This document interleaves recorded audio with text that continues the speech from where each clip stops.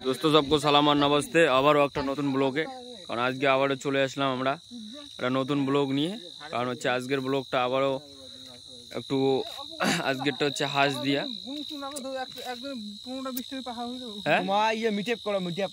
এই যে আজকে চলছে একদম হাঁসের, কারণ বহুত ফুটি হওয়ার কারণে বিভিন্ন ধরনের বিভিন্ন মতবাদ।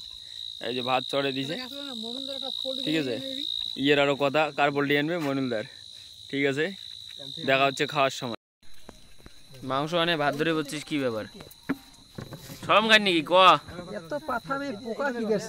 রে পোকা টোকা সব খাওয়ার যাইস।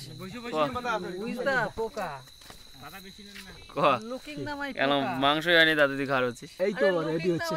এই হয়নি, আর দেরি আছে আধা ঘন্টা। আর কিছুক্ষণের মধ্যে দুপুরে খাইনি নাকি? দুপুরে খাওয়া দাওয়া হয়েছে, কিন্তু রাত্রি 12টা বেজে গেছে। খিদে লাগছে, পেটে প্রচুর ভোগ।